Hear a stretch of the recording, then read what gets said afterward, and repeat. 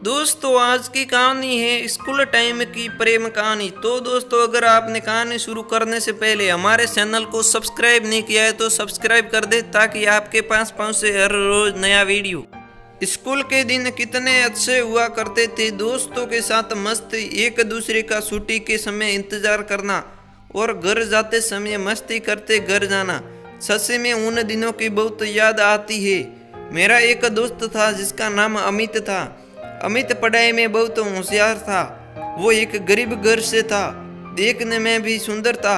हर समय पढ़ते रहना उसे अच्छा लगता था और स्कूल के शिक्षक भी अमित को पढ़ता हुआ देख बहुत खुश होते थे। वो हमारे स्कूल का टॉपर बच्चा था। अमित अपने माता पिता की एक ही संतान थी और वो अमित को बहुत प्यार करते थे।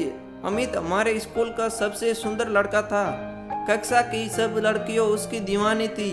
अमित की नशीली आंखें हर किसी को अपनी ओर आकर्षित करती थी। अमित बहुत ही ऐसा लड़का था, हर कोई उसकी तारीफ करता था। बात उस समय की है जब हम 10वीं कक्षा में पढ़ते थे। गर्मी की छुट्टियों के बाद जब स्कूल खुले तो हम सब ने स्कूल जाना शुरू किया था और पहले ही दिन अमित की टक्कर स्कूल में आई एक सुंदर सी लड़की के साथ हो जाती है। वो लड़की अमित को बहुत भला बुरा कहती है, लेकिन अमित उसको ही देखता रहा और मुस्कुराता रहा। जब हम अपनी कक्षा में गए तो आगे वो लड़की हमारी ही कक्षा में थी।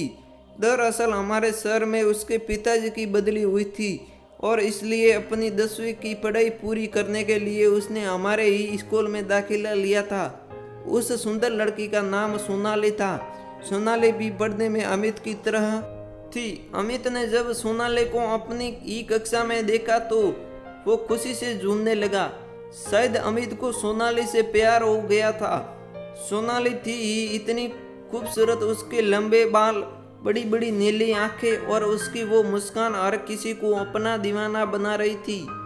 सोनाली को देखकर कोई भी उसका दीवाना हो जाए, इतनी मनमोहक थी वो। ऐसा लगता था जैसे कोई अप्सरा जमीन पर उतर आई हो। सोनाली में एक ही कमी थी, वह बहुत ही घमंडी और नक्सड़ी लड़की थी।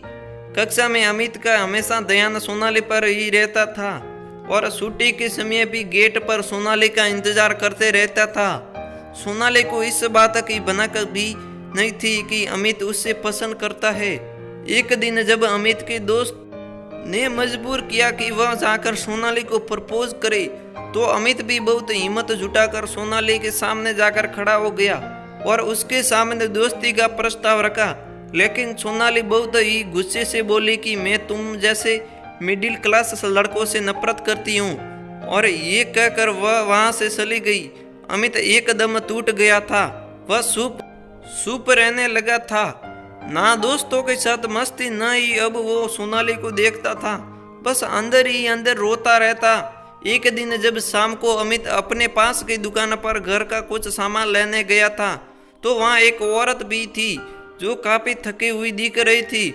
और जैसे ही वह अपने घर को जाने लगी तो अचानक उनको चक्कर आ गया और वो जमीन पर गिर गई। अमित ने जल्दी से एम्बुलेंस को फोन किया और उन्हें हॉस्पिटल ले गया। जैसे उस औरत को थोड़ा होश आया तो उसने अमित से कहा, बेटा मेरे घर वाले परेशान हो गए, उन्हें फोन करके बता दो कि हम यहाँ है। अमित ने उस औरत से घर का नंबर लिया और फोन किया।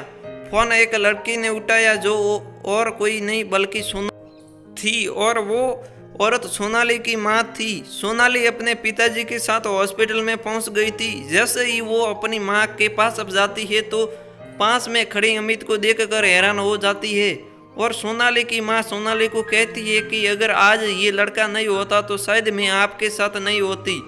माँ की ये बात सुनकर सोनाली रो पड़ती है। अमित सोनाली के माता पिता को प्रणाम करके घर वापस आ जाता है।